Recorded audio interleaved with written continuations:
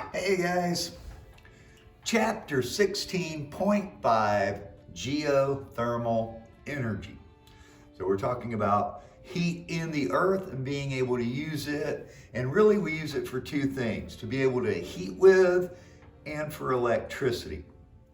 Now generally, geothermal energy is very low environmental impact. We just kind of tap down into it and bring it up. So we're not disturbing a lot of land. However, there are a limited number of sites where we can really produce it economically. And this is really kind of a limiting factor, not unlike hydroelectric. There's only so many places we can actually build a dam. So let's take a look. Geothermal energy, we're just talking about heat being stored in the ground. Now, we're going to address this in two sort of different fashions, if you will. Kind of shallow geothermal energy and deep geothermal energy. The first is where something we can use a geothermal heat pump.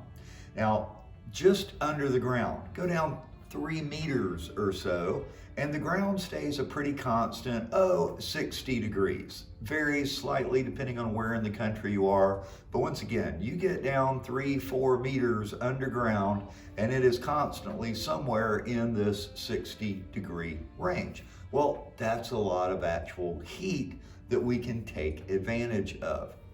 Once again, in the winter time, if you're warming your house, really you should only be warming your house to like up around 70, 72 degrees, something of this nature. Well, if you can take advantage of the heat in the ground and get it up to 60 degrees, then you're only having to use your heat pump, something else, to get it the rest of the way up there. This is how that works. You can take a look at the diagram back behind me. So we put a system of pipes under the ground, about 3 or so meters deep. Now, typically this would be done at the construction of the house. Can be added in later, but then the expense is a little tougher. Puts it underneath, and then we have some fluid running through the pipe. And that comes down back up into the house. You know, almost like a radiator. You can have it coming in the wall, you can have it outside. And this liquid cycles through there, warming up the house. And you only have to then heat that a little bit more to get the house completely warm. So in the winter time, we're using this 60-degree heat and bringing it up into the house to warm it. In the summertime, it works in the same way, just opposite. It's hot in the house, so the fluid warms up in the house. We carry it back down underground where it cools now to 60 degrees, and the 60-degree liquid is circulating back through the house, cooling the house down. You do have to have your house insulated quite well. So usually when we're talking about using one of these type systems, it's put in the house to begin with as part of the build, and they do have to be insulated quite well. So it can heat a building in the winter and it can cool a building in the summer. This is the first type of geothermal energy, if you will, taking advantage of heat trapped in the earth, and it works both ways in this situation. The other one, and what most people tend to think about when we talk about geothermal energy, is where we're going really deep down. We may be going down a few kilometers. It all depends on the region and the area. Here we're going into hydrothermal reservoirs, areas deep down that a lot of heat is trapped. Once again, heat from the core is pushing up, and there are areas where the heat is reaching where it's close enough to the surface that we can tap down and use it. So we drill wells down, and then we extract either dry steam, wet steam, or even just hot water. It depends on what we're after. You can't just bring hot water. If it's a water pocket, you can bring the water up, cycle the water around, and heat something up this way. But if we're getting steam, steam can spin a turbine. Turbine generates electricity. The United States is the world's largest producer of geothermal energy. It's not that other countries don't have it. Now, Iceland gets a huge chunk of all of their energy from geothermal. They're just a lot smaller, so they don't have as much. But percentage-wise, much more of their power comes from geothermal. Drilling geothermal wells is expensive, and this is kind of the downside of it, if you will. Where we have a site that it's economical to do so, long term, it's very cheap, clean energy. But initially, it's a pretty heavy cost, which is why America is one of the leading producers of it. We're a very wealthy country, so we can afford the upfront cost to build a power plant because it's going to take 10, 20 years to pay it off with the electricity that comes through. So there's a high output, but there's a huge uptake once they're actually built. 2015, there were 134 new geothermal power plants under construction or in development. This is an area that we are trying to take advantage of as much as we possibly can. If you look at the picture, the diagram here is just showing what we're doing. In this case, we're trying to generate electricity. So we drill down into a well to tap into it, and typically we'll have a uptake and a outtake going back into it. So we're bringing up the hot water or steam. The steam's coming up under pressure, and then it runs through and it spins our turbine.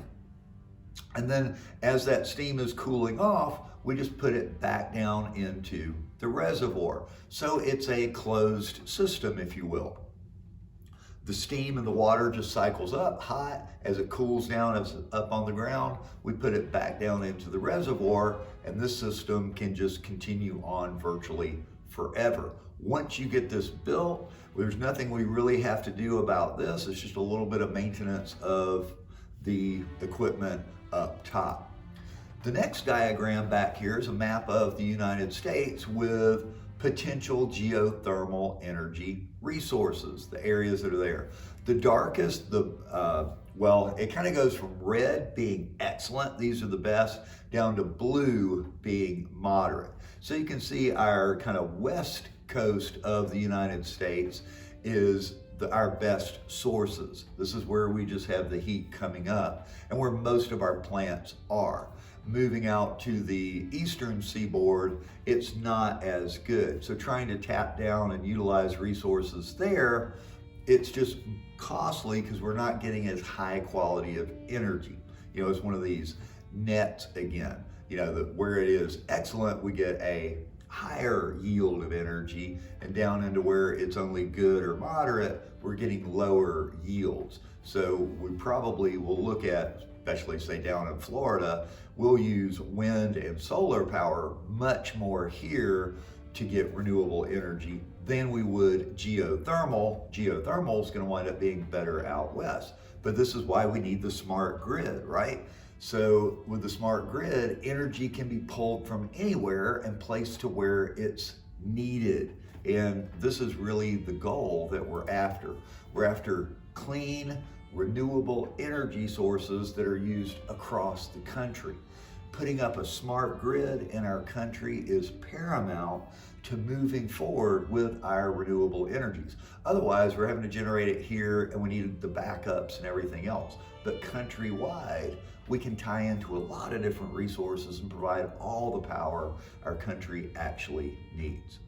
Well, as always, let's look at the trade-offs, right? What are the advantages versus the disadvantages? So, advantages, medium net energy. Once again, this is what we're after, somewhere between medium and high net energy. Geothermal provides us that. Once again, high cost up front, but long payback from it.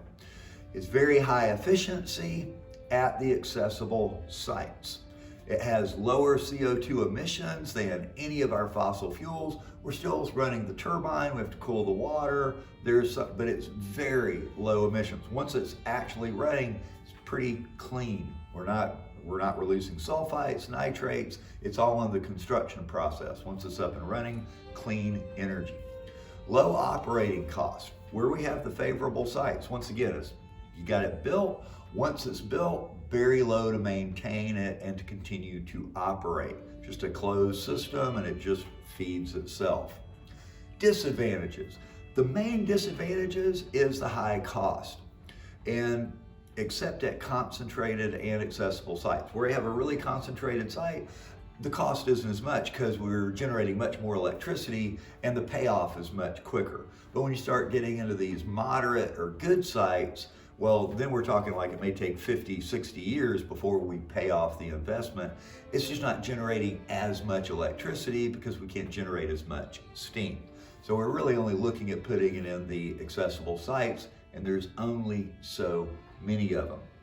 We can't count on geothermal really everywhere with our current technology because of the scarcity of sites. This is another disadvantage. Can't do it anywhere and everywhere. As opposed to solar and wind, we have many more sites that it's available.